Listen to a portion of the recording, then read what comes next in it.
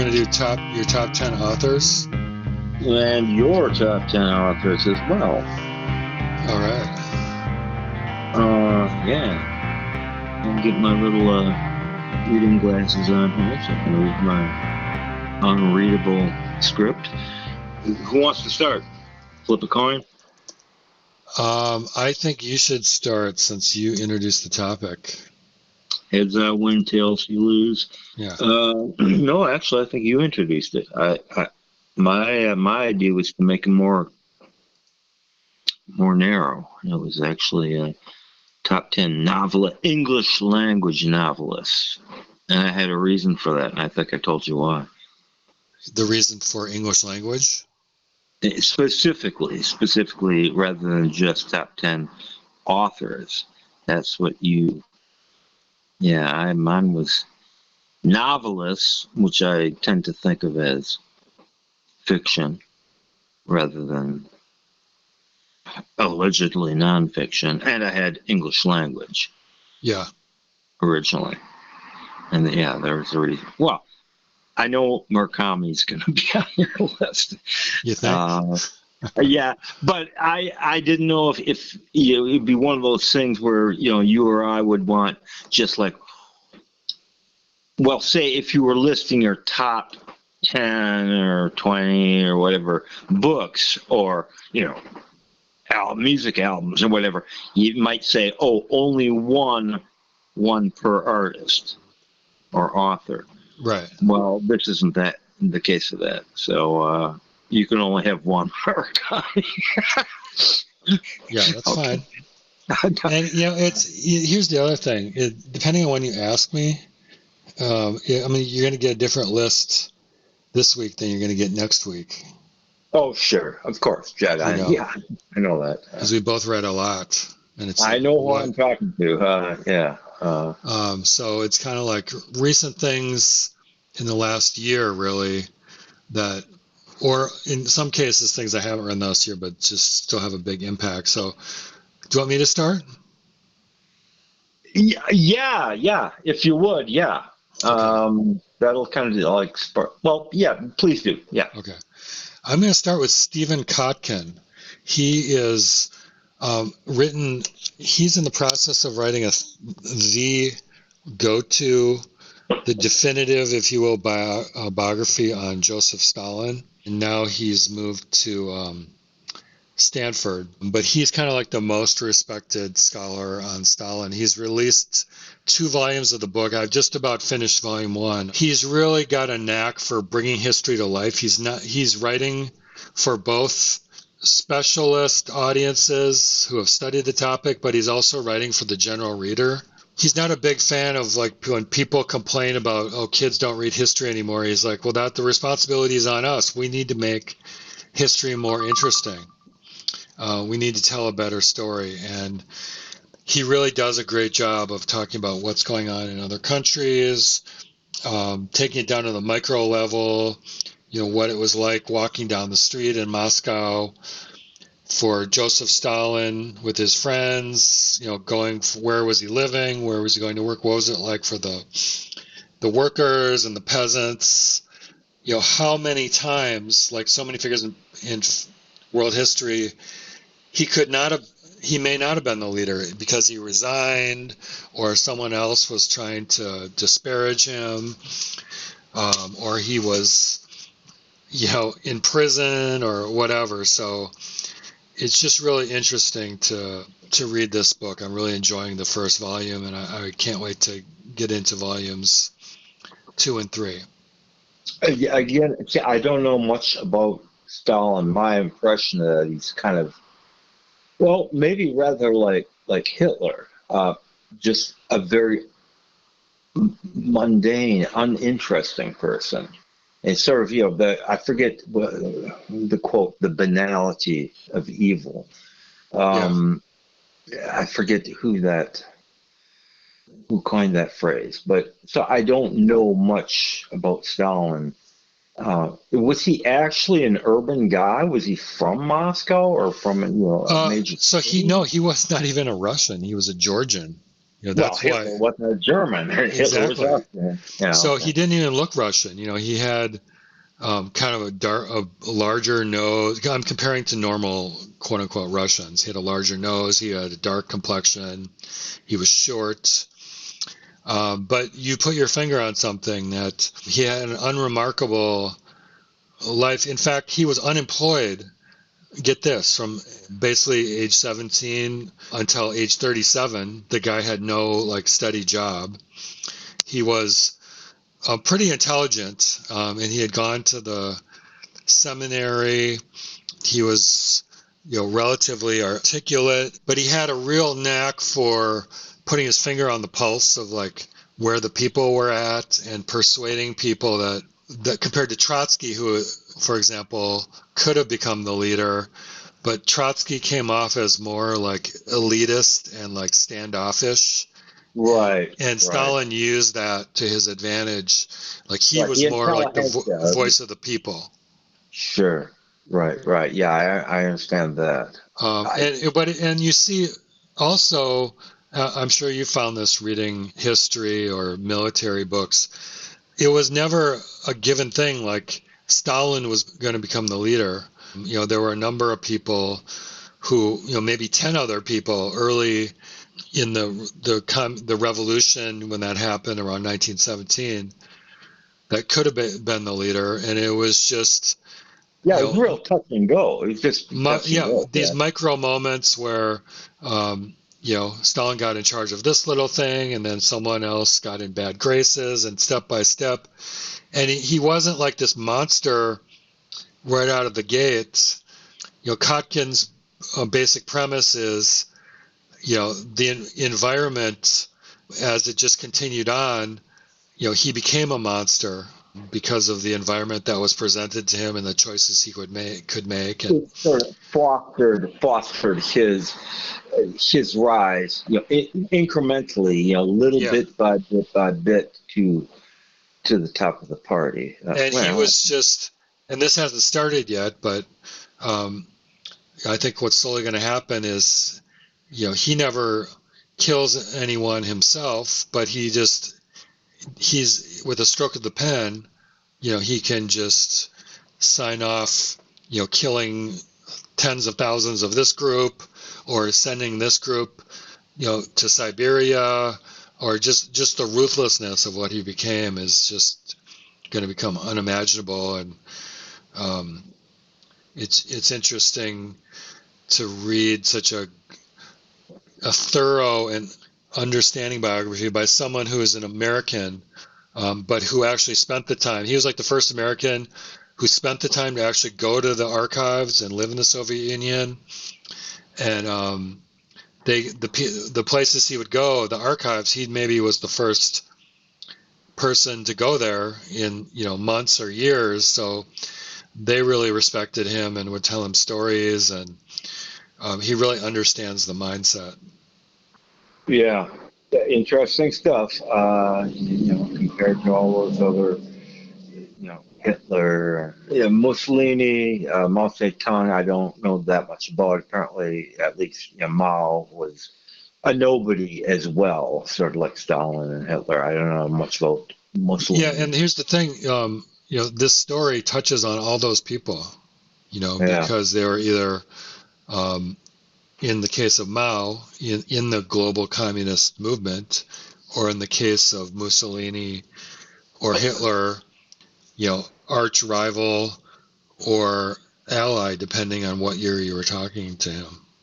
Yeah, well, they all seem to, maybe not so much Stalin initially, and not probably Mao initially, but certainly Hitler and Mussolini had, the cult of personality thing, kind of from the get go.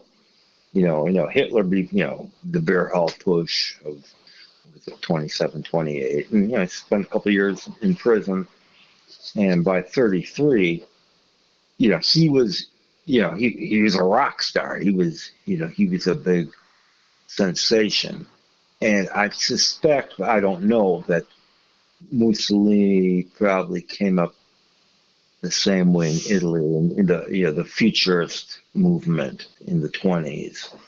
Yeah, well, here's the interesting thing. Like Mussolini was like that. He was very flamboyant in his dress and very dramatic, like Hitler right out of the gate.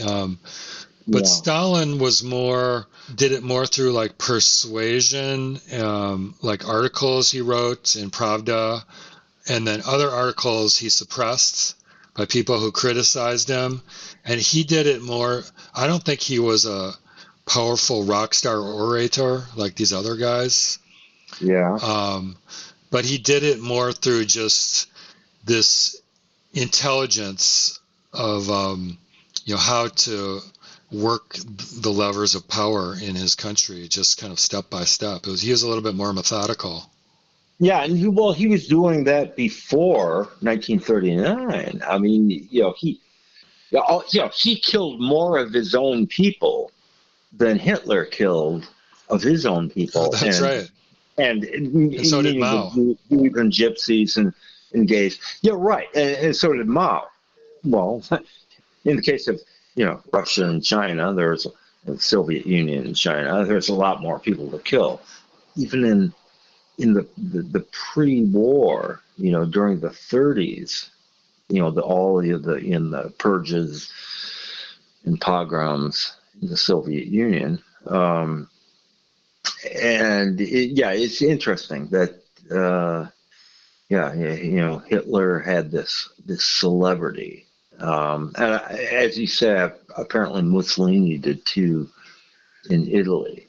Next, Marcus Aurelius, who was a Roman emperor, I believe, and wrote Meditations, which is pretty unique in the history of world literature because he was the leader of the Roman Republic, and he was also an author. He was writing meditations to himself, just thoughts on life and death and the challenges of leading the Republic. They also happen to be great, kind of very similar to like a Shakespeare sonnet type of length. And each one has like a different topic, sort of inspirational, but not in a corny way. If you get like the Penguin Classics version, the translation is pretty good. Even in 2025, as we discuss this, still highly worthy reading. Yep. Next, Plato's Apology. Plato was the biographer of Socrates. Socrates was on trial in Greece. He gave a speech explaining, what justice is, what is goodness, and all the topics they were basically using to determine whether he should be put to death. Uses a lot of rhetorical devices like, I'm not that smart, I'm not a lawyer, to try to kind of get on their side, but also he's just extremely good and clear in explaining topics like goodness and justice, which you or I or the average person would have difficulty explaining in a clear, methodical way. Probably the basis for, say, Old English common law or not Pax Romana, but what's the big legal document from Rosetta Great Britain? Stone? No, the big legal document, of basic human rights. Magna Carta. Thank you. You're welcome. 1215. One of the earliest English documents limiting the power of the king and recognizing certain rights, often considered a foundation of later human rights ideas. Yes. Yeah. What I'm referring to. Yeah, and I'm assuming Plato, not only the Republic and the Apology or Apologia, would highly informed the Magna Carta, but down through the ages, certainly including the parliamentary system, which translated and evolved into the North American system of law, including language. That probably dates back to not only the Magna Carta, but ideas proposed by Plato as far as basic common law, or what are considered human rights or civil rights. But certainly in the legal tradition, which is full of Latin jargon and Latin origin, but also Greek jargon and Greek derived terminology. Yeah, it's interesting. I was just typing in. I was asking ChatGPT if English law was based on Greek and Roman law, and it's as you can imagine, it's kind of complicated. They're saying it's not directly influenced by Greek law, but a lot of the philosophy, like democracy, ideas about democracy, citizenship, natural law, and justice, influenced it. And then Roman law influenced a lot of continental Europe, forming the basis of the civil law system, which is based on certain laws and codes, whereas England developed a different system, common law, based on court decisions rather than codified Roman statutes. However, Roman law did influence English law in areas like church law, legal concepts like contracts, wills, and corporations, and equity and jurisprudence. So it's a really interesting topic. It's like, indirect and direct influences in different ways. Sure. I'm sure, some things were purely mercenary or financial, whereas other things, were moral and civil, and some things, purely, for a while, purely supernatural as well. So you would have, the intersection of these, various concerns. Primary amongst them would be, financial and favoring back then the favored classes of wealth owners. But to go along with that, the morality aspect, which governed civil life, which is often based on the supernatural leanings and tendencies, even with the Enlightenment, that didn't change monarchies' minds. Yeah, I think you put your finger on something like very subtle. Like one of the biggest differences, I think, that we inherited from English common law, that it's my understanding American common law is based on, with the exception of Louisiana, which is based on more on French law, is just the worthiness of the individual, and that the individual has certain rights and respect due to it that in Russian or Chinese culture is just not really a thing. And that probably promoted the rise of what they called communism in those two parts of the world, Russia and its environs, and obviously China, which is as large as Russia.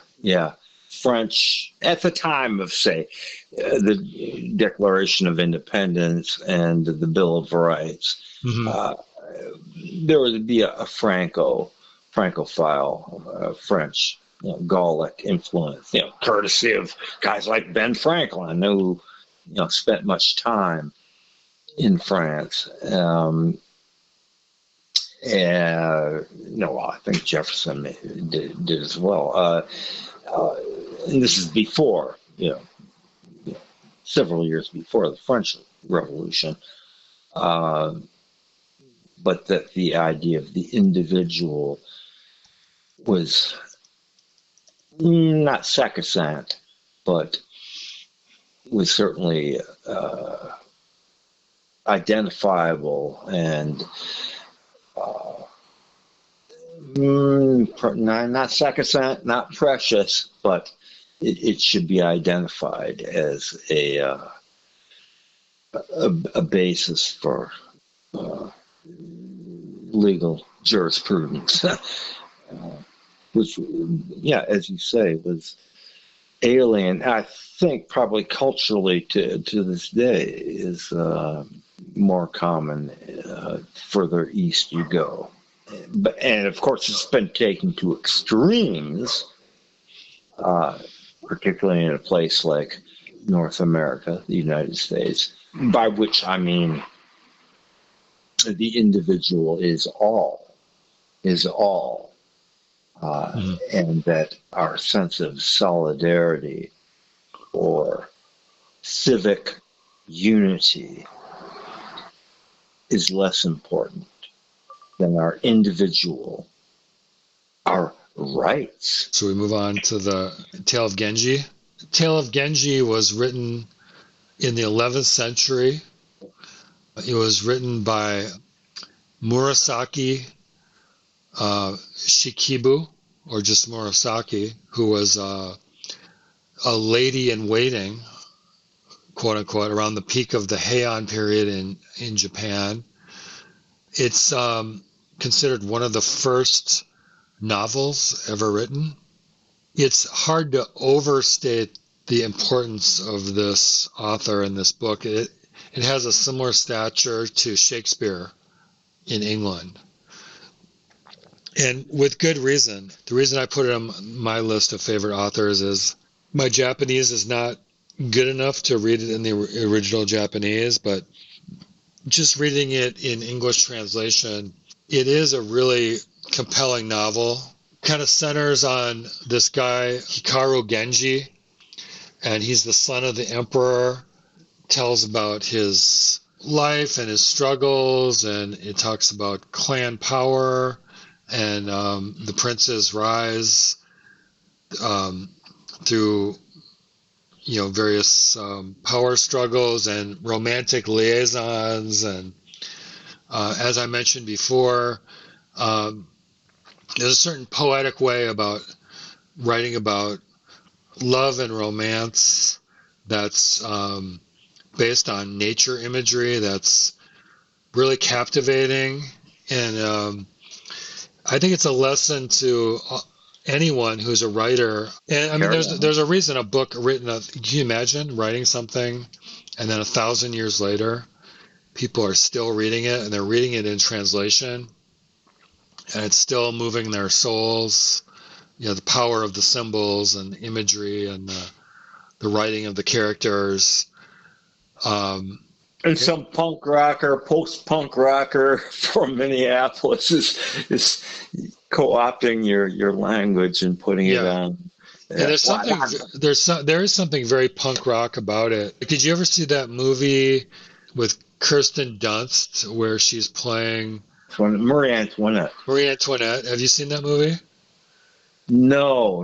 And they're playing like New Order, and they're playing like this punk soundtrack. This book there's something very like post-punk about it. It's sophisticated in terms of courting another person, and sometimes you're guarded, sometimes you're more direct, but being sophisticated enough to just not come right out and say what you're thinking, but making it more like a game. It reads as both great poetry, but also it tells a great story of this prince. Highly recommended book, Tale of Genji. Just very briefly about the language and the motifs of the language, and this is, I'll just reiterate, try it quickly. Often it seemed in the mid 19th century, during the Civil War period. I remember watching a Civil War movie with my brother Sean. He's a great historian, a really smart guy who was on Jeopardy for 3 days running and won $27,000. And watching this movie, I think it was Gettysburg. Who's the chap? Apocalypse Now? Martin Sheen. Martin Sheen, I think, plays Robert E. Lee, and the way he speaks to his officers in the Confederate Army has this very courtly sort of manner, I'd call it. Many references in biblical and religious sort of imagery in their language. And I thought that was corny at the time. I remember talking to Sean about it, my brother Sean, and saying, no, this, because, he's just read so much. He's just, a real literary guy. And so that's really the way people were speaking, particularly in the South. Also in the North, Abe Lincoln in his, various speeches. He also had a very sort of down-home or idiomatic way of speaking, which made him popular. But one of the great, his speeches, and they're full of this sort of almost courtly language. But apparently, particularly in the South, by these very wealthy landed gentry guys who were the slave owners and plantation owners and the seat of government under Jefferson Davis, head of speaking.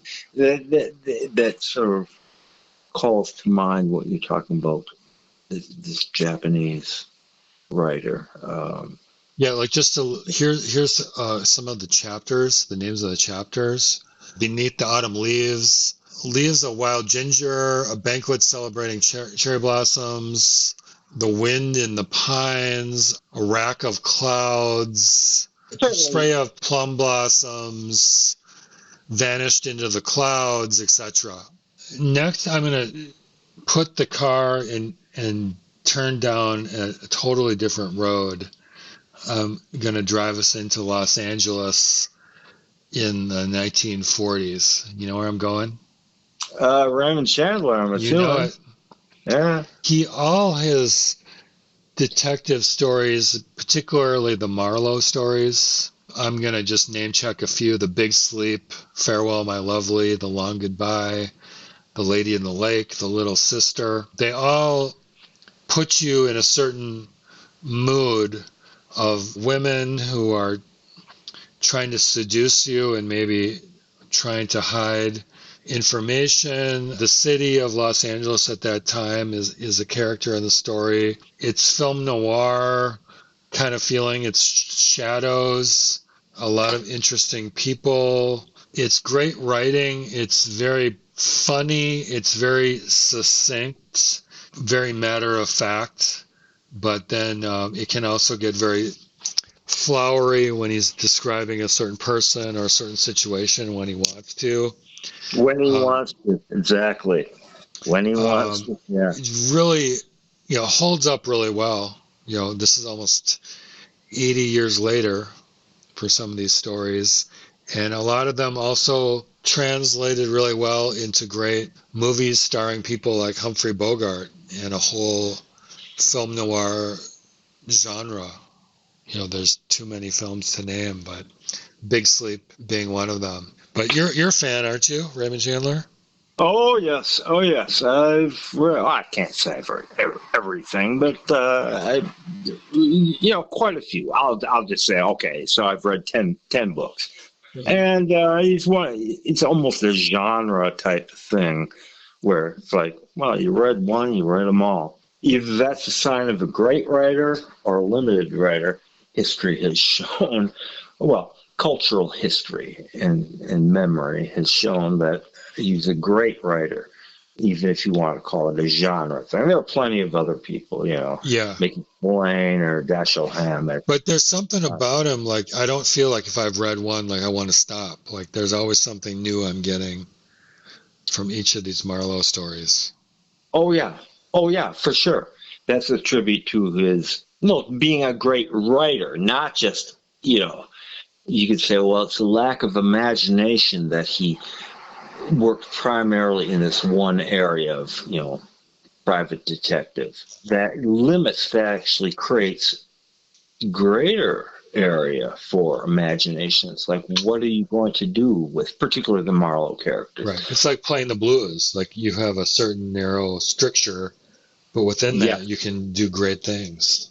Nice metaphor, man. Yeah, nice metaphor. musical. Well, you're a musician, so very good metaphor. You know who else I really like that you may dig or you may already know is Georges Simenon, the French writer. Have you read any of his detective stuff? No, no, I've heard the name and heard the reputation, but Yeah, he's like the French version of this, of Raymond Chandler. Really great. was it translated widely into English? Yeah, I've read some, and he had a detective Maigret. I think I've got a few more. Do you want me to keep going, or do you want to throw some in? You might as well keep going until you're tired of it. Next, I'm going to go with the Spear, the Bard, William Shakespeare, arguably the greatest writer of all time, in Arguably. any language. Yes. I don't know how much of his stuff you've read or you've seen, but you know the scope, the insights, the writing, the characters. You know, you can divide it into the plays into three buckets: the tragedies, Othello, King Lear, the comedies. Okay, Jed, let me Yeah. just pause for a second. A guy I worked with, a very eccentric chap I worked with at McAllister College, told me, whether this is true or not, but he claims that Voltaire said about Shakespeare that he referred to Voltaire referred to Shakespeare as just another drunken Englishman. Yeah, okay. Okay, carry Easily, on. yeah, easily said. Okay. I welcome Voltaire to match the output of William Shakespeare. I don't think he did. Yeah, right. I've read Voltaire. He's no Shakespeare. Okay. You're no John Fitzgerald Kennedy. Yeah, I've met John F. Kennedy, sir. You, I've met Voltaire. I've met you, sir. Shakespeare. You, sir. Mr. Voltaire. Monsieur Voltaire, you are no William Shakespeare. The tragedies, Hamlet, King Lear, Othello, the comedies, Midsummer Night's Dream, Much Ado About Nothing, The Taming of the Shrew, which was the basis for famous movies like My Fair Lady, The Tempest, Twelfth Night, The Merchant of Venice, the histories, which were was only recently, that was kind of my blind spot, was the histories. Like Julius Caesar and like that. Yeah, well, I'd seen that. Well, I hadn't seen like a lot of the King's plays. Oh, Henry V, dude. Oh, Yeah. hey. And so what really opened my eyes. But Henry V is really where it's at. Okay. Hey, Yeah. sorry. Yeah. So they had a trilogy where you could watch them all in the row at the Guthrie like 2 years ago. And there is something I want to ask you at the end. Just kind of a lighthearted question. There's a trilogy. It goes Richard II, which is, I think, Henry V's grandfather. Richard II chronicles the machinations of the noblemen of the royal court who conspire, precipitate, and realize the downfall of the death of England. There's something called the Henriade tetralogy of English history plays. So that's actually 4 plays because it's Richard II, Henry IV Part 1, Henry IV Part 2, and then Henry V, okay, which were actual all kings of England. Yeah. But it's the story of Henry V, from starting from a young kid, a young whippersnapper, yes, to his dad, and then himself rising to power, and who he betrays, who he befriends, and he was the basic story was he was like this post-punk wild man who was going out, getting drunk, sleeping with prostitutes. He didn't give a flying F about any of this stuff. But when he reached a certain age, all of a sudden he was called to step up to the plate. he did, and it turned out he was a brilliant leader. Yeah, he's a born soldier. Yeah, Yeah. born soldier, but one of those people that didn't want to be a soldier early in his life. He just kind of came to that realization, and in fact was a better soldier because he had kind of gotten all those bad things out of his system, the party animal stuff. And sort of why he was sympathetic to his own soldiery. Yeah, exactly. He could relate to them. Yeah, and that comes out in certainly in the play Henry V. Yeah. And watching the plays, I realized the best written ones are the two Henry IV. There's Henry IV Part 1 and Part 2. Probably the best written. Henry V, I didn't think it was quite as good.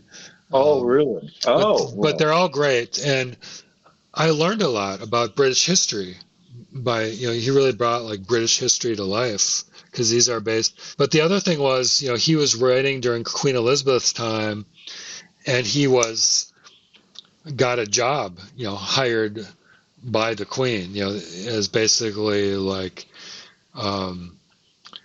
performing, for the Queen, and he was kind of reached high levels of power.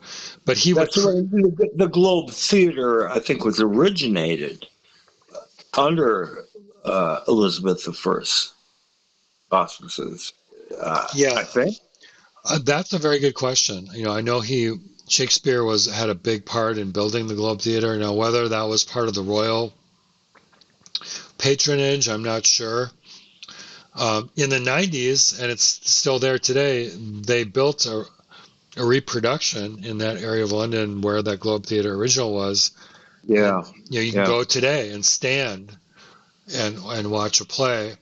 But the other thing he was doing is he was making commentaries. He was criticizing the government of the society of the day, through these plays, and he was doing that in his other plays as well. But it was very subtle. He couldn't write a play called Queen Elizabeth, but he could write about other kings and leaders or tragic people and make a commentary on what was going on. He was very subtle like that. He's a smart cookie. But not just a smart cookie, not just subtle, but how aware he must have been of recent English history. This is before Britain, before 1745, the unification of Scotland. But not just that, but the cultural, at least court cultures of Europe in general. Yes, that's very astute. And this relates actually back to the point about how we're saying the average American, back in the 1800s would have been very familiar with the Bible.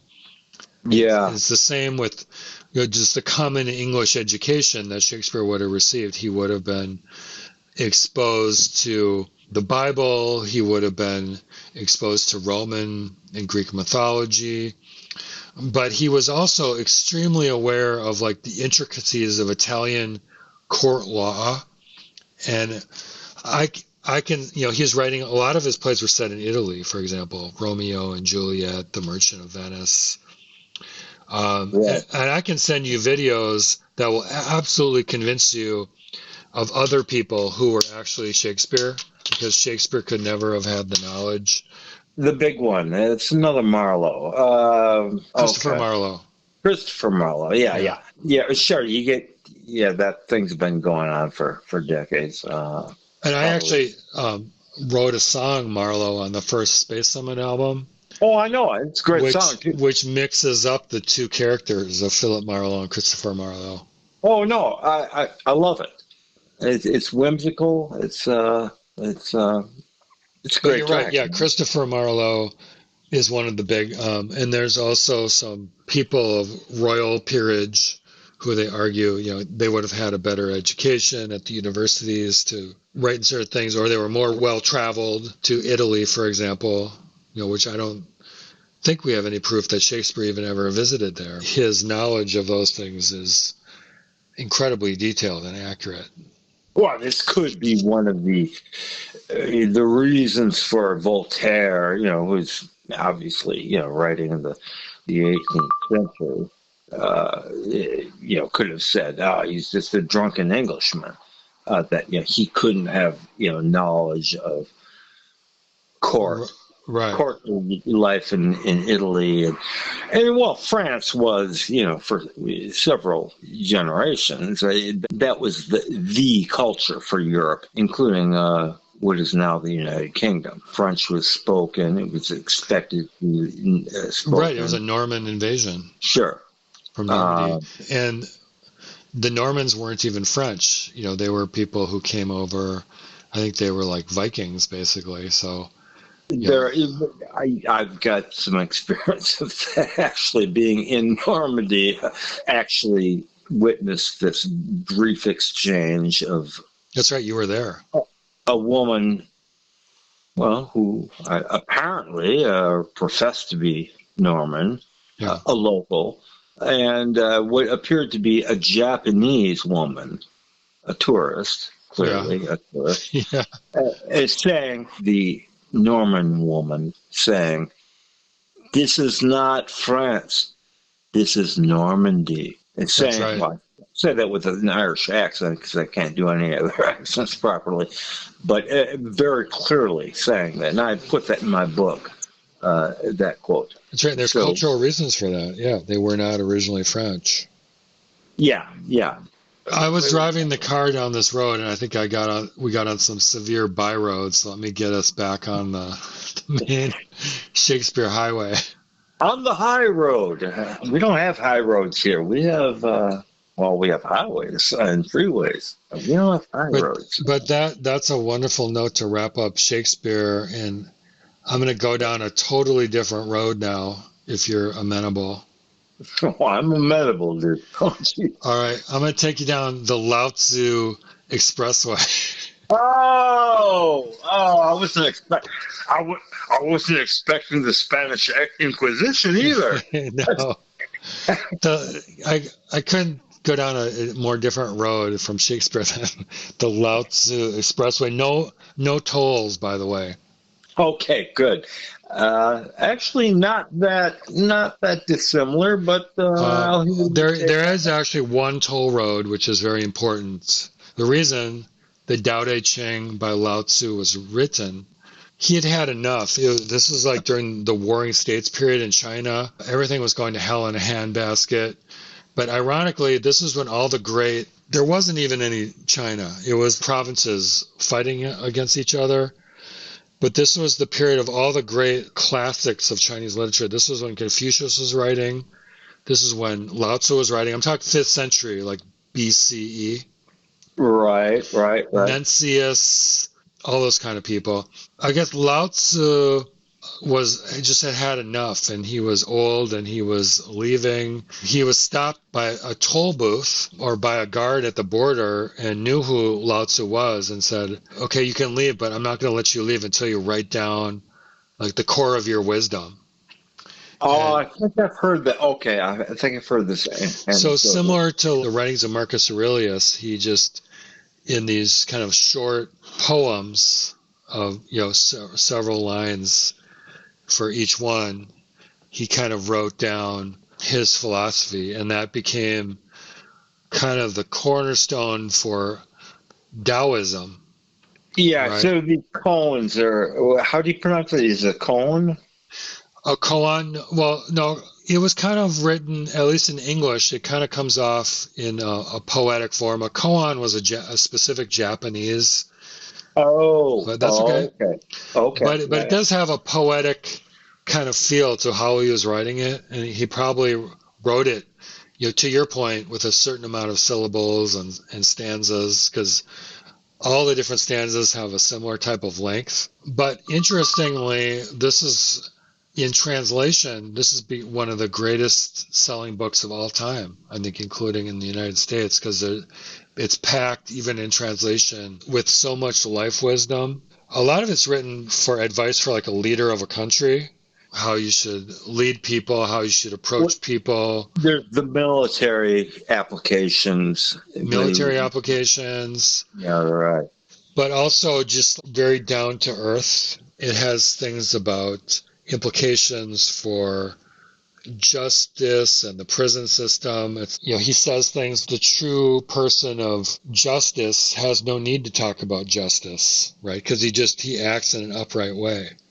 It's like the only reason we have prisons and 10,000 books of legal code is because people don't act in that way, right? And every time someone comes up with a new thing we haven't thought of before, then we have to add that to the book, right? And that sort of resonates, later on in, say, Taoism, or those ideas or principles. Yeah. And what's interesting is then throughout history, there's kind of two major philosophies in like Chinese culture. One is Confucianism, which is very traditional. Respect the ancestors, respect your mother and father, respect your teachers, respect the rules. Don't even worry, just follow the rules. And then Taoism is the exact opposite. It's like, forget all that stuff. It's very punk. It's very beats. He's like the original beat poet or punk rocker. You don't need any of that. Go into the forests, into the cave, forget about society, and just do your own thing, because that's the world of the red dust, the world of contamination. Later, Taoism would become codified, and there'd be Taoist priests with robes and hats. That had nothing to do with the real, like, Taoism. If that makes sense. This is news to me, dude. But really interesting, right? So, and then there was Buddhism that also came in, which was very similar to Taoism. So when the Buddha was from India, right? But the Chinese are like, oh, we can dig this because it's almost the same as Taoism. Yeah, we're totally cool with Buddhism. Yeah, I'm in the middle of a book, actually, right in the middle of just a basic, introductory book to Buddhism right now. Okay. Great. Houston Smith and Philip Novak's, sort of introductory book, I think, from the. Oh, very cool.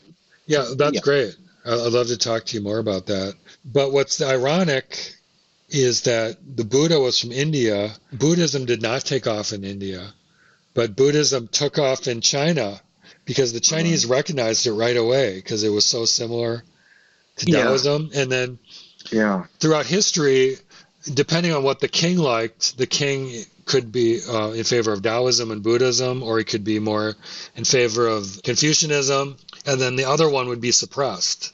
So it kind of, you've got these two competing, totally opposite, in a lot of ways, philosophies in China. One is very free and open that you don't even really associate with like the strictness of Chinese culture, and the other is very rule following, and they're kind of both. Lao Tzu and Confucius were around at the same time, but in a lot of ways their writings could not be more different. Yeah, holy cow. To coin a phrase, holy cow. Yeah. Actually, this is eye-awakening for me from some of the ideas I've had. What else you got? You got anybody anybody from the 18th or from the 19th century? For the 20th century left? How about I throw a giant James Joyce curveball your way? Oh, geez. All right. I think our paths may meet on this one. I think so, yeah. I'm a big fan, as you are, of the short stories. Dubliners, okay. Dubliners. Yeah, I'm a big fan of Finnegan's Wake. I'm a big fan of... No, you're not. And Ulysses, maybe, but not Finnegan's Wake. Yes, and I've read both Finnegan's Wake and Ulysses. I'm convinced that the only way to read and understand those is to have an Irishman who's had about 10 pints of Guinness read them to you, because a lot of it is very, even though it's calling on, just like you and I were just discussing, like Lao Tzu, or Murakami, Joyce was very Catholic or global in his sources, and he's, the depth of what he's calling on. You really need to read it probably in a abridged version, because literally every line is referencing something totally obscure. Hey, you're talking about Ulysses here. I'm talking about Ulysses and Finnegan's Wake. Well, Finnegan's Wake is almost impenetrable. Yet it is and it isn't. Like I said, it's almost impenetrable in terms of the depth of like what he's referencing, but it's also very verbal. That's what I was talking about. Ulysses, you can actually read for the poetry within the prose involved. But and Finnegan's Wake has that aspect too. If you get, there's a rhythm to it. It's punk rock. It's punk rock. It's avant-garde. But it's not just random writing. There's a rhythm to it. There's a flow to it. That's heard. People talking to each other like you and I are right now. Like if we were talking at an Irish bar, throwing back pints, referencing our favorite books. It's that kind of feeling. I think you're right. I probably crapped out after, I'll say, a third or less than a third of Finnegan's Wake, which is not sad. I won't, pick it up again. And I have a copy. One thing I don't want to interrupt, but one thing I will say about Ulysses, and this would actually be a really fun thing for you and I to do sometime, is a lot of the places referenced in Ulysses, like there's a drugstore that's still there today where Leopold Bloom buys his stuff and where Joyce went. The guys who run it are these really cool Irishmen who are very familiar with James Joyce, and I think they give tours. A lot of the things in Dublin that are referenced in Ulysses are still there today. I think I've heard stuff about that. I just read an article a few months ago, 4 or 5 months ago.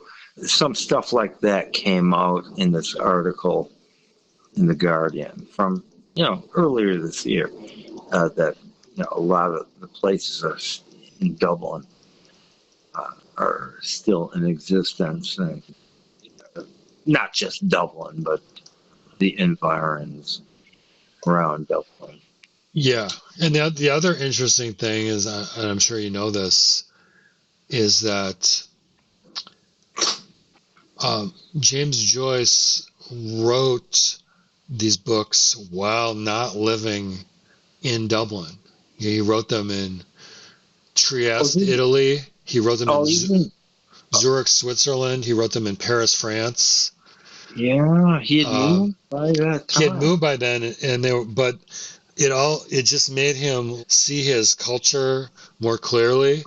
And there's a lot of records of him contacting people saying, "Oh, could you go over to that school on the corner of so-and-so and tell me like what color the fence is, or how high are the bricks?" So he wanted to make sure he got it exactly right.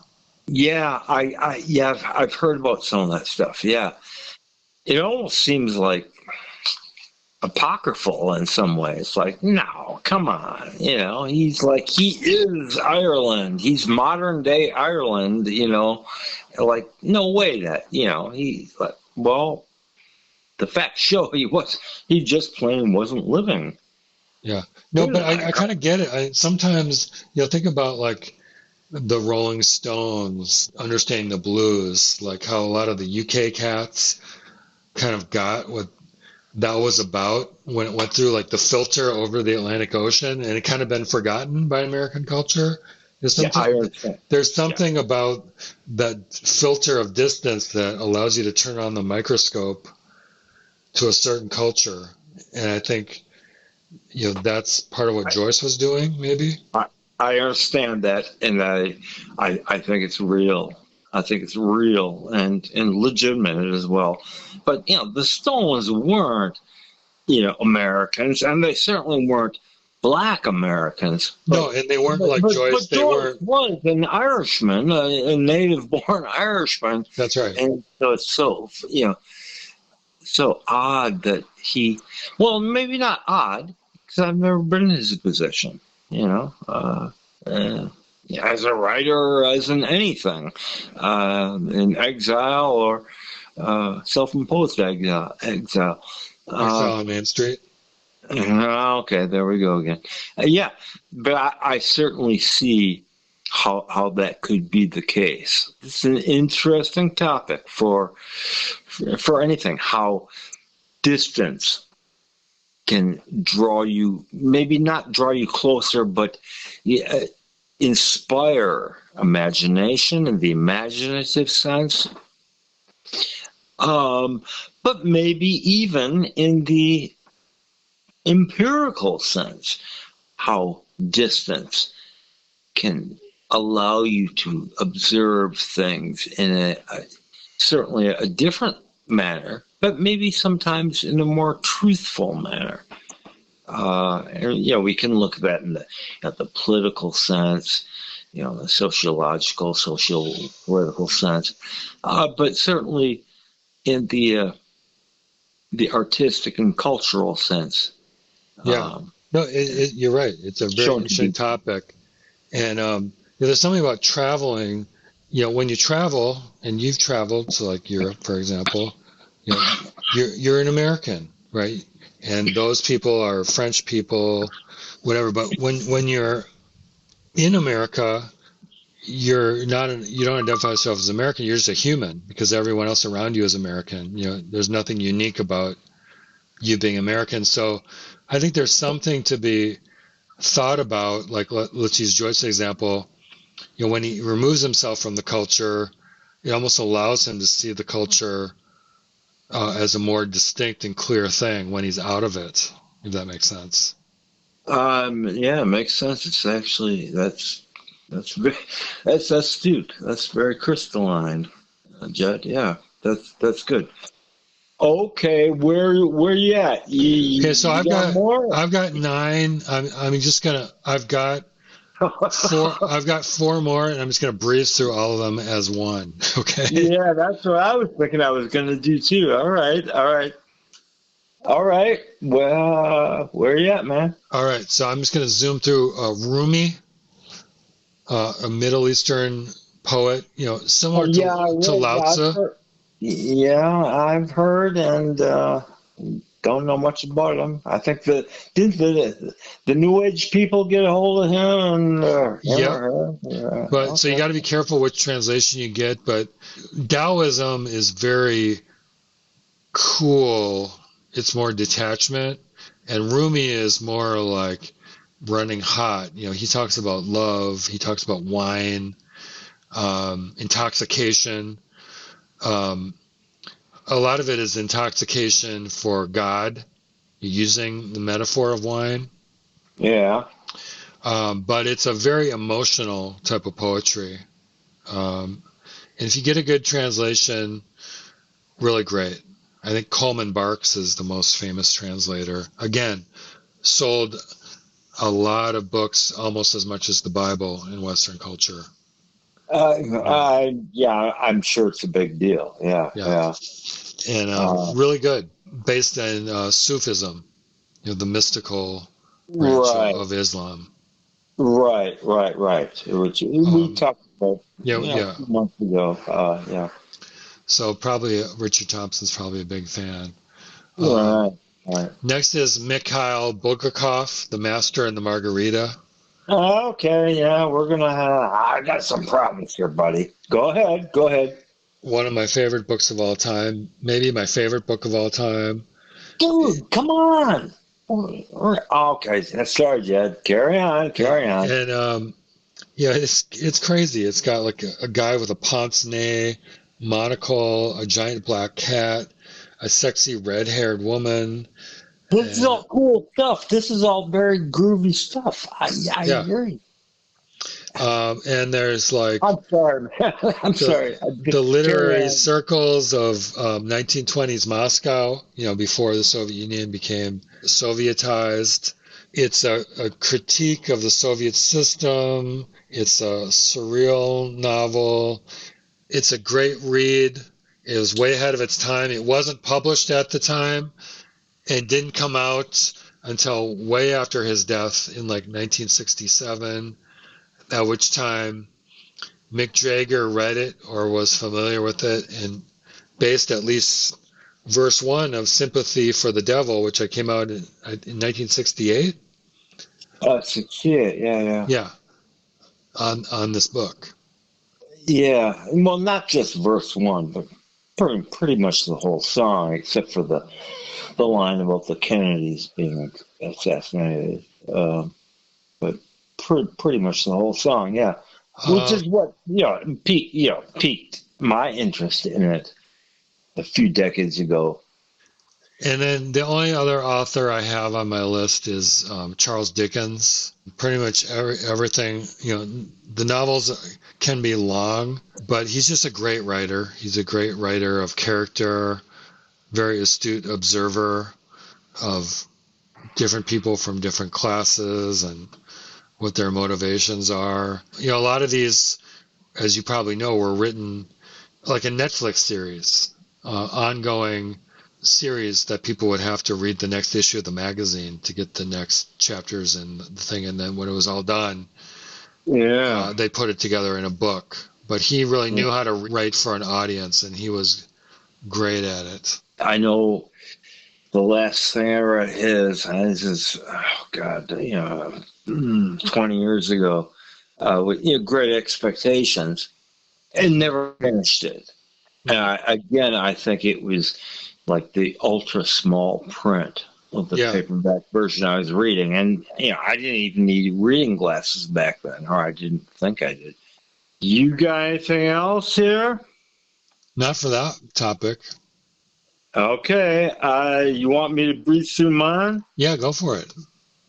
Okay. I'll just try and make this quick. J.P. Dunleavy. Do tell. I think one of the greatest writers ever. He's born in the Bronx, Irish American. Shortly moved to Ireland, where he lived the rest of his life. Actually, bought a castle and lived in it. That is just the most musical writer I've ever come across, and that's including, obvious influences like James Joyce or, the poetic qualities of William Butler Yeats. His prose read like poetry. His themes are what it's like to be a human being, a human animal. He's Lived my a good favorite long writer. life, age 91. Yeah. He ended up being a proper lord, a proper country gentleman, and in Ireland with his beard and his tweedy suits and walking stick. And What's number his two, best book? A Fairy Tale of New York would Yeah. be a good place to start. Featuring the Pogues, obviously, Shane MacGowan, named possibly the greatest Christmas song ever. After. So it's based on that book? Sort of. Okay. Yeah, I didn't realize that. I don't know if the theme is, but probably not so much the theme. Maybe he just took the title of it, meaning Jim McGowan. The book, it's an expat American in New York City who moves to Ireland, marries a young woman as bride. She immediately dies. Mm-hmm. She dies very young. He has to take her body back on the boat in the late 50s to New York City to bury her.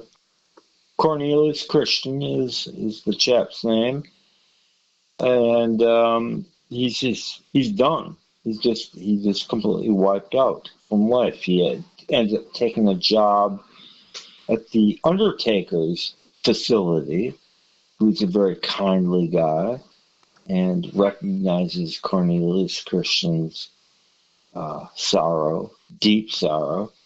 And it's screamingly funny. All Donlevy's works is screamingly funny. Mm-hmm. The coin of phrase that Kurt Vonnegut used frequently. And it's some of the most heartfelt and genuine writing. But I've used his motif, his rhythm in a lot of my own writing, including some of my own published writing. And I'm not going to talk about this off camera, as it were. He's probably my favorite writer. The Beastly Beatitudes of Balthazar B would be another great one. He's a young boy who's born into a upper middle class, possibly a peerage or not necessarily royal family in Britain, and is abandoned, sent off to boarding school. I don't know how to describe it without going into long detail. The Beastly Beatitudes of Balthazar B would be another great one. Probably his most famous work, Donlevy's most famous work, would be The Ginger Man, featuring, they're often expats, characters who they're just going through life, and they're often just unemployed and underemployed, and they're often writers, and there's always women involved who cause problems and joy and insurmountable joy. It's just kind of like life. That's the way he writes. It's just there's the philosophical, sort of like the devil's in the details. That's where you find the philosophical is in the details, but otherwise the writing is it's musical, it's poetic, even though it's prose. Now, who's the guy in The Ginger Man? It's the most famous book. It was the case of a Supreme Court case, an obscenity case in the mid-50s. They banned it. They went to court, his publishers, in the Supreme Court, I think. You mean who is it based on? No. Who the protagonist, the fictional protagonist? I can't remember his name. Sebastian Dangerfield. Sebastian Dangerfield. Thank you very much, sir. You're welcome. Thank you. Yes. That's his most famous book, is The Ginger Man. Okay. And it's a similar tale of a chap living in, he's, I believe, an American expat, or Irish-American expat living in London, and just nothing's going well, and how he lives his life. And I think these are all based on Donlevy's real life experiences. It sort of doesn't matter. It's in the case of Donlevy, it's beyond the magical realism realm of, say, a chap like Mark Halperin, who is also on my list. It's poetry in motion. It's poetry as prose. Anyway, number 2, Kurt Vonnegut Jr. What can you say about him? You got to choose a book. Breakfast of Champions. Okay. God Bless You, Mr. Goldwater. Slaughterhouse-Five. Timequake. I don't have much to say about him, other than I have a whole lot to say about him. Yeah. I'm just not going to do it. If are several listeners out there everywhere, I don't know, if you're a young person, that used to be for probably from the mid-60s to the end of its life. That's what young people, like, say, college students, would try and gravitate towards. And if they didn't know of Kurt Vonnegut and they learned about him and read something, they became addicted to his words. He can make you laugh and cry in a single sentence. He's often been compared to a chap that he actually physically resembled, which would be Samuel Clemens, also known as Mark Twain. Yeah, there was a resemblance there. I hadn't thought about that. But his natural heir as an American cultural critic. Yeah. But somebody who is also screamingly funny, and that's one of Kurt's, I believe, one of his patented terms. What did Kurt Vonnegut say about Samuel Clemens, also known as Mark Twain? In the very early days of the American Civil War, Mark Twain was in the Confederacy and marched off to war in a nice, clean gray uniform. Back when in the early days of the war, when the Confederacy had nice, clean gray uniforms, to some no-account battle. Really? Very early. This is like before the first Bull Run. And Mark Twain said most of them deserted, including himself. And he survived the rest of the war. After the war, immediately after 1865, he went up north, and as a writer, and he was doing talks, comedic as a comedic writer, and he'd make speeches, talks, and this is entertainment in theaters and whatnot. And Kurt Vonnegut says that often his audiences were paying customers of Union or former Union officers, Union Army officers and their wives. And Samuel Clemens, a.k.a. Mark Twain, realized this, and he felt behooved and in his best interest to become, as soon as possible, screamingly funny. That was something that was important. To be screamingly funny, to have that curative, to have that quality, especially when you're facing former mortal enemies as your audience, your paying audience. Right. Yeah, that's an interesting point. And, this is Mark Twain, so he's not just very funny. He was a very pointed journalist and historian of the times, in real time, up until, Yeah. Was he a journalist at all before he was in the Army? I don't know. But, certainly afterwards, and he wrote about, say, the colonization of the Philippines for, Dole foods and Del Monte foods, the pineapple, people, and he wrote, travelogues, his account. So he's a very sharp critique. He's a great literary critic as well. If you ever read his critique of Last of the Mohicans, who's that guy? With three names. James Fenimore Cooper? Thank you. James Fenimore Cooper.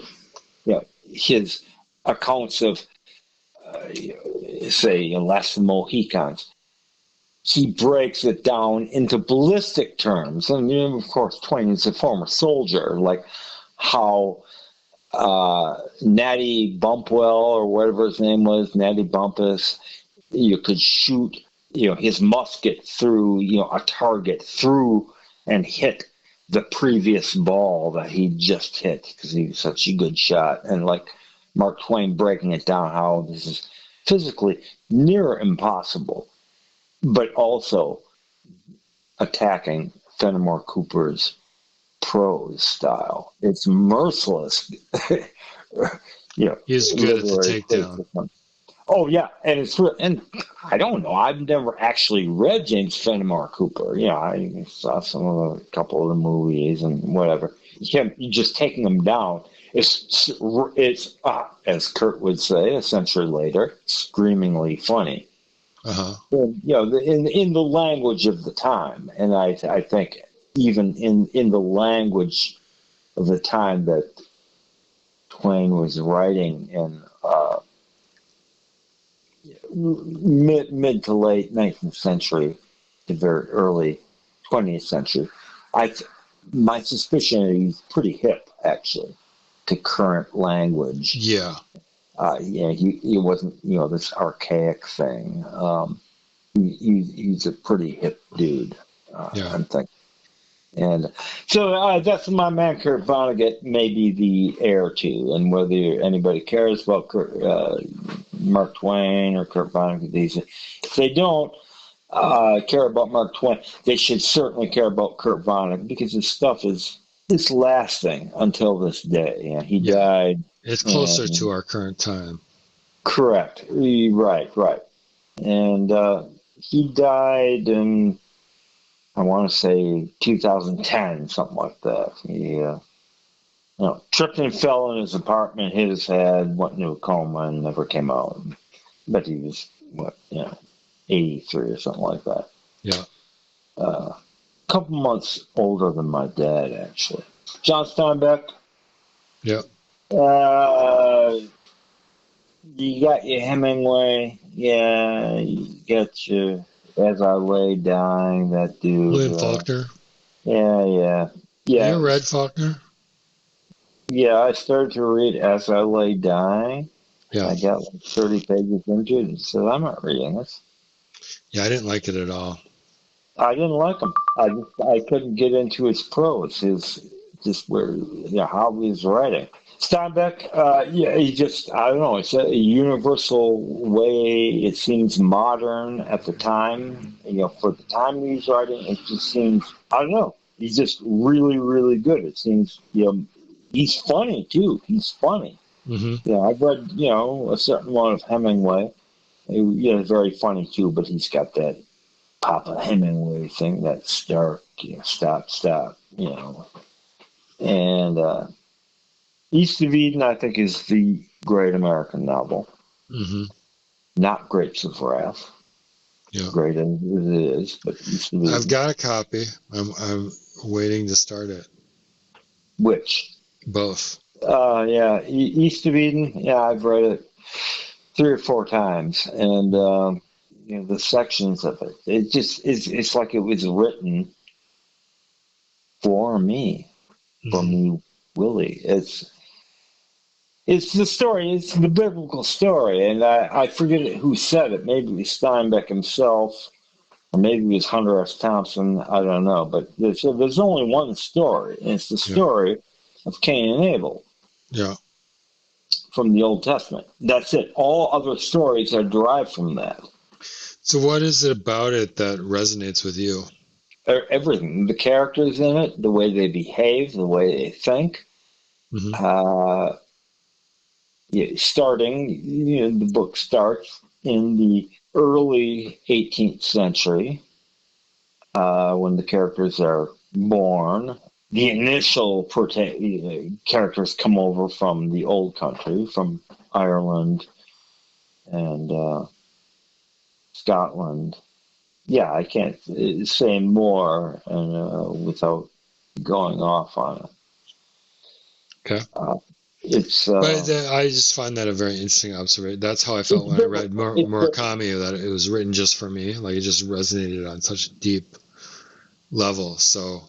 Well, this is biblical. This is a story of what all the world, not just Western society, but Eastern society, for better or worse, and often for worse, is based on. So as far as the literature goes, we divide one into the Old Testament, the other into the New Testament. East of Eden, Steinbeck's East of Eden, has both. He has the judgmental, murderous hate of the Old Testament, combining with the characters as they are born and grow into adolescence, adulthood, and old age, sort of adopting Peace, Love, and Hairspray.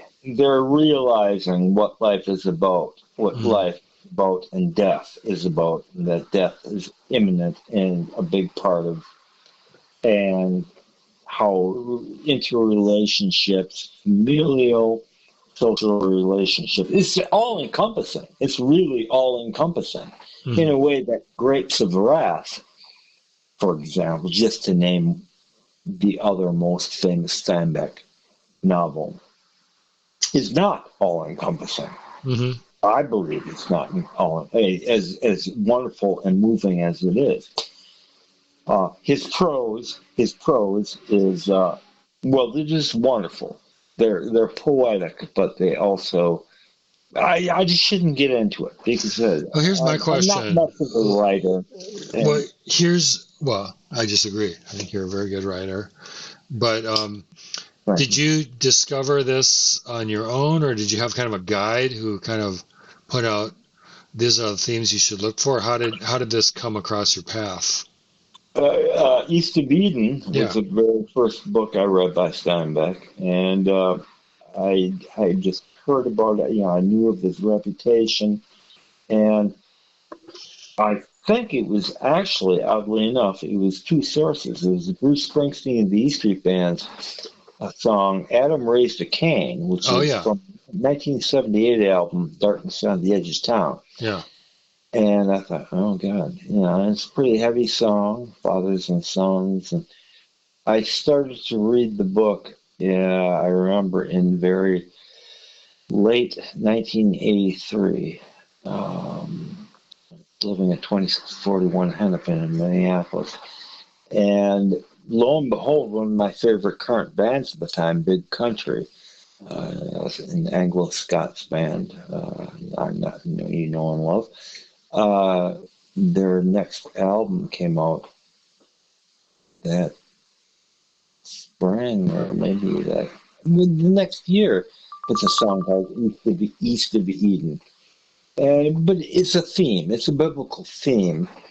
But what inspired me, there was nobody had recommended, people, older brothers and sisters. I come from a big family of, you know, I have seven siblings, and my parents were, big readers who encouraged us to read. But nobody had specified Steinbeck in general or Hmm. East of Eden. So it was something I sort of discovered on myself. Hmm. And I found a paperback copy, one of those cheesy, paperback copies, which I'm sure the print would be way too small for me to read now. I have since gotten, in the last few years, one of the a republished version from Oprah. Remember Oprah Winfrey's book club thing Yeah. that she had going on, and it's a very nice copy. With, large print and rough paper, and very attractive. Oddly enough, there's some things in it. I've read that version. As I've said, I've read it probably 4, maybe 5 times in my life. There's some things in it, like just minor things like language or a phrase here and there. It's a long book. It's almost like a musical remix or remaster or overdub. It's like, is this the original thing? Hmm. Was the first, cheesy paperback version I read somehow changed? I'm sure it's my imagination, Hmm. but I'm only 99% sure. Hmm. I'm wondering if somehow, you know, very minor things were changed for mass publication, Penguin books, those sorts of cheap paperback novels. Hmm. Anyway, Jed, I'll get on this. I'll just go next to Charles Bukowski, Hmm. alias Hank Shinasky. A lot of rock and roll people know him because he sort of chronicled the low life of Los Angeles, 60s and 70s, and drank a lot and had his heart broken all the time by women. And the guy just funny. He's funny. It just seemed like real life. I remember one novel, post office, where he was working as a postal delivery guy, and well, he he got the name and address of a gal and said, "Yeah, come see me. Here's my address. Such and such a place in his apartment." And said, "Oh, the door will be unlocked. It'll be open. Just come on in." Came in, and it was a wrong apartment. Stuff like that. And just crazy experience from a guy who was a writer, a dedicated writer, and proved to be a very influential writer. But his basic life of just hard knocks and alcohol and trying to get published and doing poetry readings here and there. Raymond Carver, the next short story writer, also from the West Coast, from California State, maybe Washington, maybe Oregon. Just had Washington. Washington, yeah, thanks. Just for just slice of life stories with no resolution at the end. We were talking about that earlier about one of the writers. I know Murakami really liked Raymond Carver, and Murakami and his wife actually went to meet him and his wife, Tess Gallagher, at their place one time. And he became a translator into Japanese of Raymond Carver's works. Really? Big fan. I think Carver didn't live very long. I think he died in his late 30s or something like that. I think he lived longer than that, but he didn't live to be really old. I think he was bad habits. I think he's a big drinker.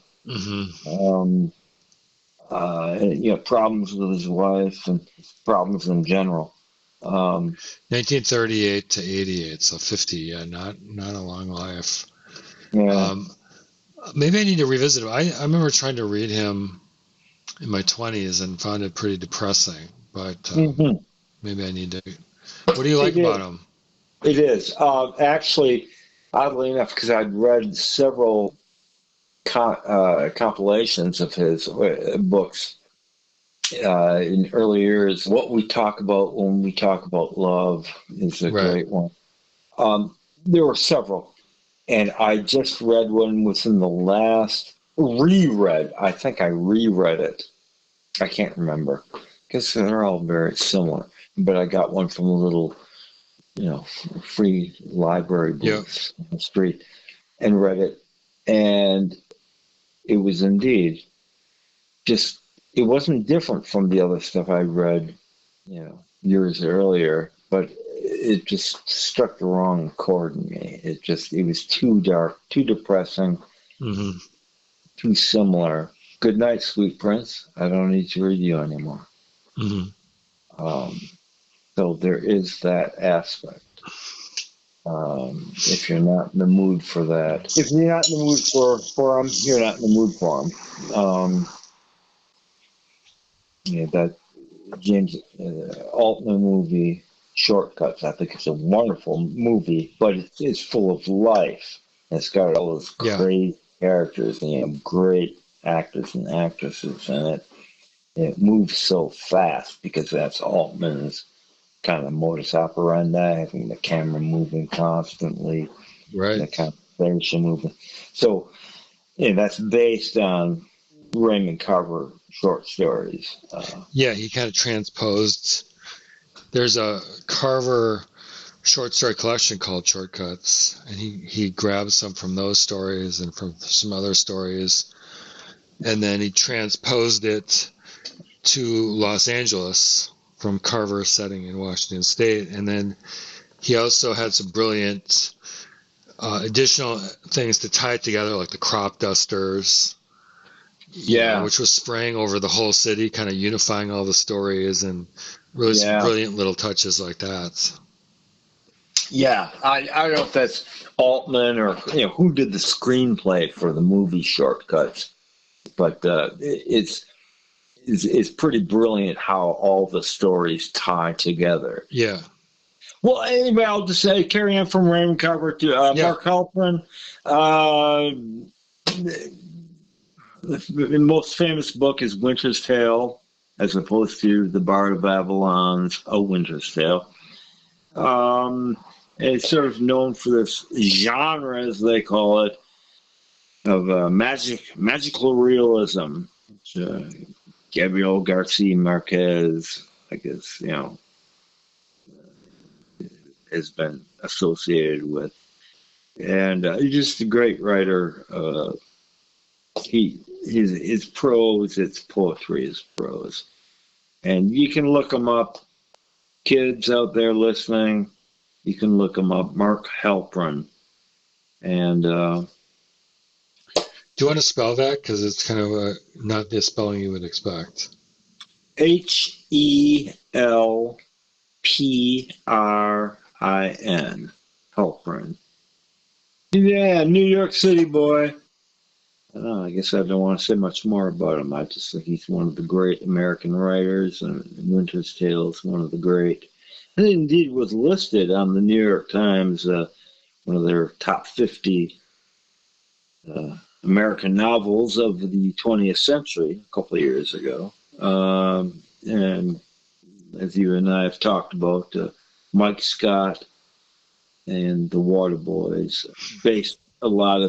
Mike Scott based a lot of his work, the 1985 album, This is the Sea, on Mark Halperin's Winter's Tale, which he's reading at the time. It's a really long book. It's 600 pages, something like that. And it's just basically, it's a fantastical story about the history of New York City from the mid-late 19th century up until the current. I believe the book was published in 92, 93. And there's a flying horse in there. There's people that reoccur as revenants or ghosts. And it's just an engrossing story. And it goes on forever, and there's a whole lot of sub-stories to it. And the film of it, Jed, we talked about this. The film is wonderful. Colin Farrell.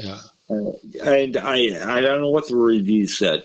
I know there was a version of it, like a really long, like 6-hour version of it, like 2-part version of it made a couple years ago, which, I don't know, 10, 15 years ago, by some conservative, allegedly Christian film company, which is ironic considering that Halperin's Jewish, which apparently is just almost literally unwatchable and had nothing to do with the book at all.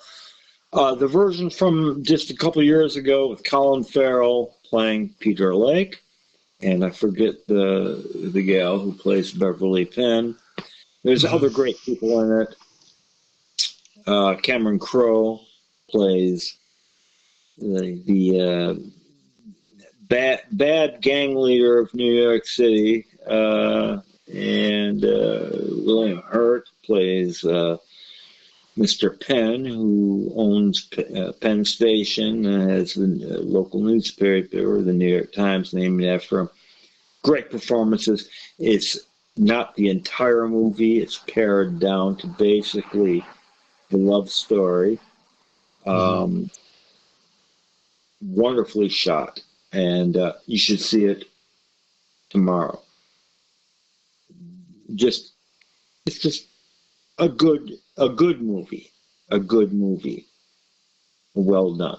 Okay, there's Mark Halperin. I've got Ian McEwan, one of the greatest working actors right now, a Brit. Read anything and everything he's written. Ian McEwan. Do it now.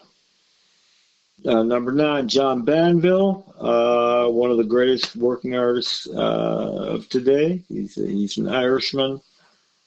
He has a nom de plume, I think, called Black, somebody Black, which is his nom de plume for writing a detective series. And I haven't read any of those. My brother Chris has.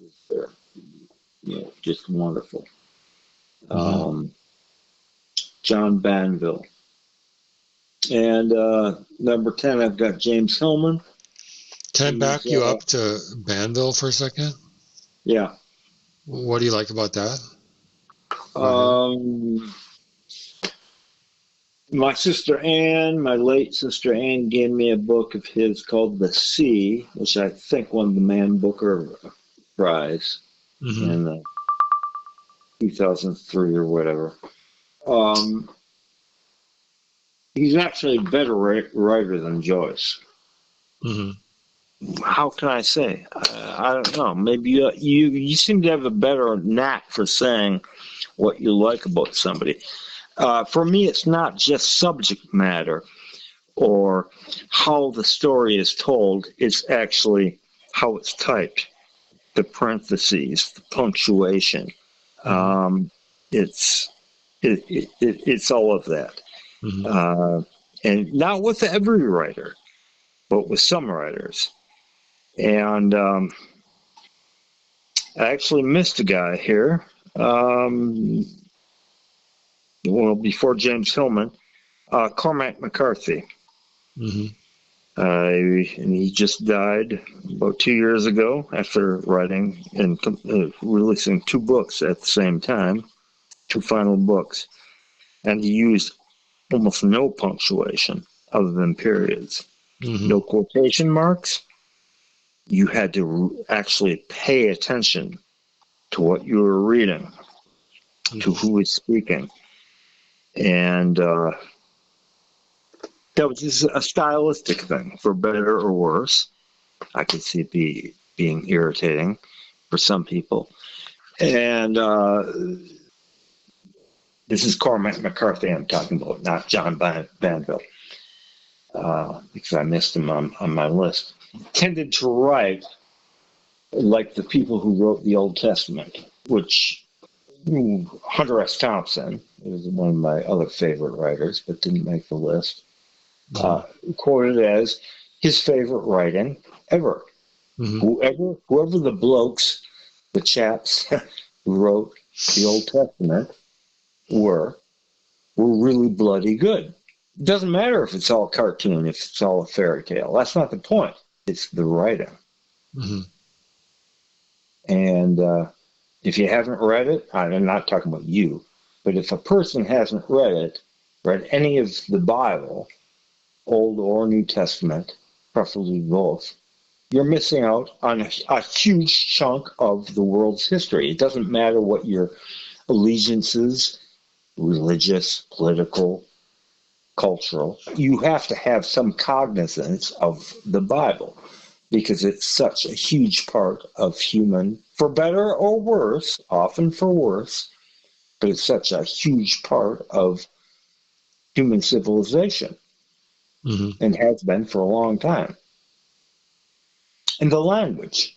And this is a guy, an Air Force dropout wanderer who ended up saying he couldn't stand, in one of his very rare interviews with Oprah Winfrey on TV, he couldn't stand the company of other writers. He had no interest, didn't have anything to say. He hung out with scientists, Sacramento or New Mexico or something like that, at some institute think Hmm. tank.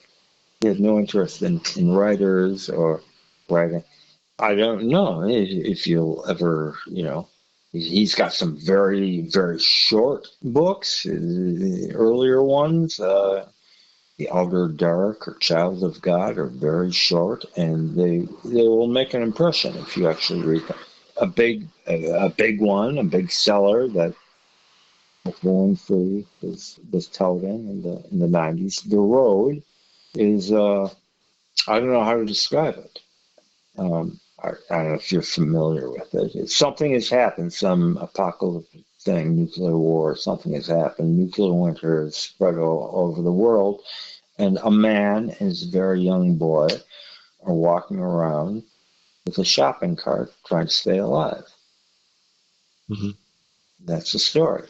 It's essentially about the death of all things, except possibly love, Mm-hmm.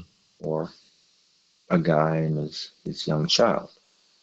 You know, their mom committed suicide because she didn't want to be raped and eaten by cannibals, because their people are roaming around eating people, because no green, no vegetation, there's nothing to eat. There's a film made of it. It's actually one of the very few film adaptations. When I first heard about it, I thought, this is bogus. They'll never, you can't make a movie out of this book. Well, Viggo Mortensen is the dad, and some, little Australian boy is the son, and some other people are in it. It's not feel-good stuff, Mm-hmm. and it's not meant to be. I think the film tries to have the last scene be a little more feel-good than the book, but it's not. It's essentially about the way the Earth operates, which is a life and death cycle, and it tends to concentrate on the death cycle Mm-hmm. and what could be happening. It doesn't specify that it's a nuclear war or anything. It's just something's happened and everything's dead. Um, Most people are dead, and those who are alive they're predisposed to staying alive at any cost. That's Cormac McCarthy. Asked me about John Banville.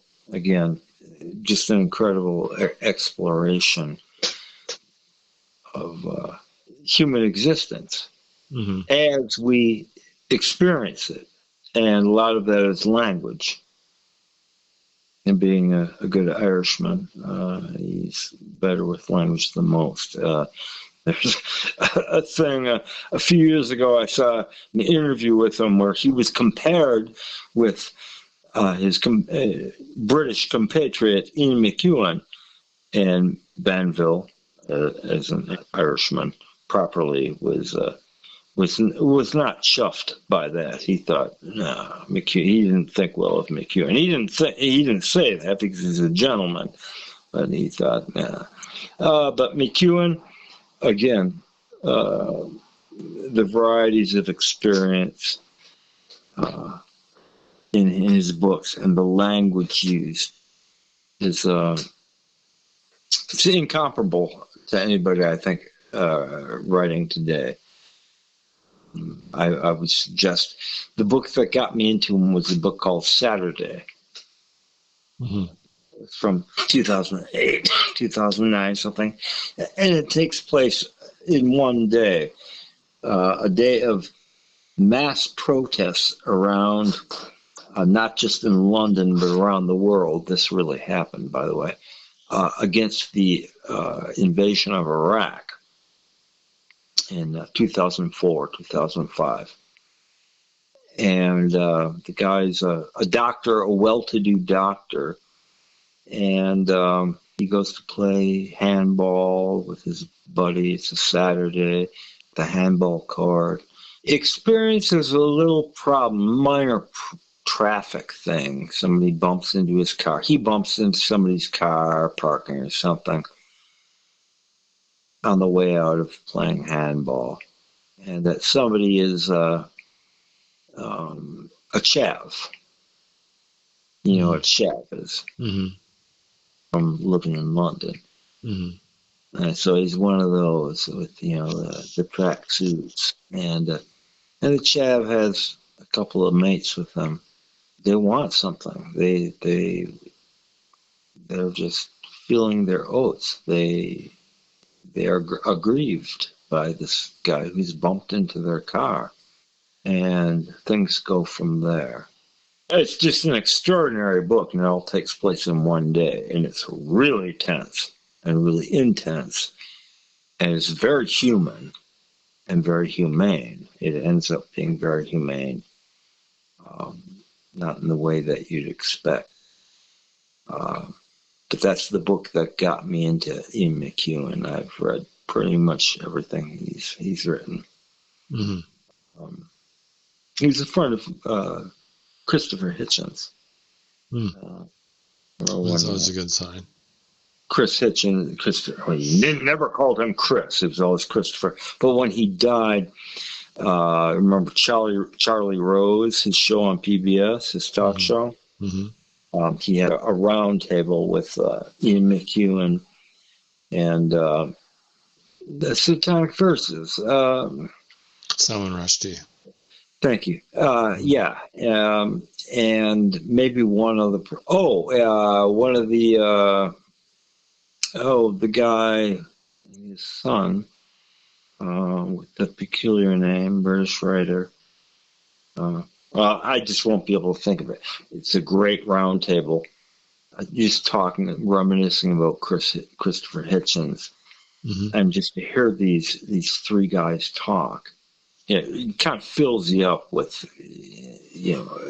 an idea that how writing and how curiosity and interest and integrity can sort of fill you up. Okay, never mind that. That's all I've got. I've got James Hillman, analytical psychologist who studied under Carl Jung in Zurich in Austria. He's actually an American from Connecticut. And he writes like a poet. He writes like, he did. He died a few years ago. James Hillman. Kingsley Amis and Martin Amis. Thank you, man. Thank you, man. It was just in the back of my mind when you were talking. It's like, I know I can get it. Dude, thank you. Yeah. Who the younger is Martin. Martin. He is the one that was with Rushdie and Ian McEwan. Yeah. And anytime you can YouTube it, the interview with Charlie Rose. Yeah. That was bugging me. I had to think of it also. Yeah. When you said father son, I knew exactly who you're talking about. So James Hillman's my last, and he's not specifically. He's not like all the others. Sort of fiction novel writer. He's somewhere in between. He's a philosopher. That's actually really cool because I've seen interviews with him. I didn't realize he was a great writer, so I'll have to check that out. I've seen. Did I send them to you, or just discover them on your own? That's something I discovered on my own many years ago. James Hillman. But it's a strong voice he has, strong his idea and ideas. And he doesn't read. It's not like reading something clinical. He's actually writing as just a writer, I guess a novelist, but as a poet. And when you actually see interviews, say on YouTube or whatever, with him, he just looks like a normal guy, and he talks like a normal guy. Because I think he was a normal guy, except that he's actually invented Jungian, post-Jungian psychoanalytic depth analysis. He actually invented a school of psychoanalysts. My late sister Anne turned me on to him. She said flat out, she's a brilliant woman. She's a brilliant woman in many, many senses. Not just because she's my sister, not just because she's dead, but she was. And she just said flat out, I think that James Hillman should be taught in every high school course, like senior year. But Hillman was alive when, the internet, was already a thing, and addresses some of that. The cell phone thing, no, he probably died a little before that. They became so ubiquitous. But how we're affected by the forces that create us, our parents, our environment, our histories. Carl Jung. He studied under Jung in Vienna. The guy, his ideas and his sense of history and specifics of. We were talking earlier about Plato and Socrates and the Greek dudes, and talking about Marcus Aurelius and Cicero and the Roman dudes. That's all part of his purview.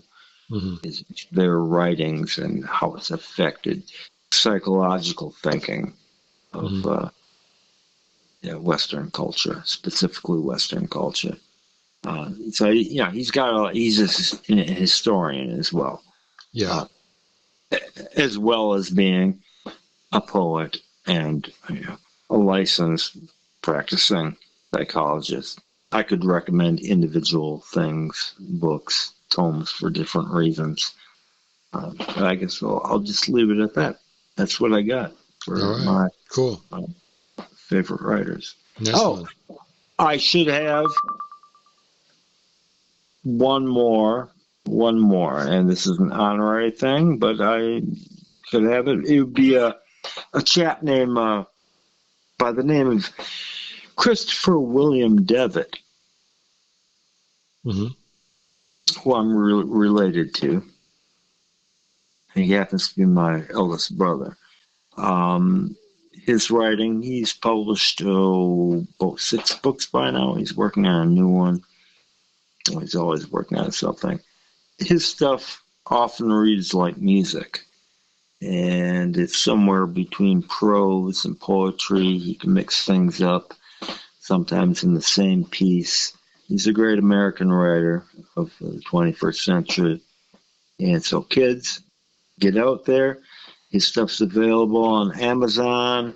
You can buy physical copies, or you can buy the ebook copies. It's rock and roll. It's jazz. It's the latest Taylor Swift or Kendrick Lamar, whatever.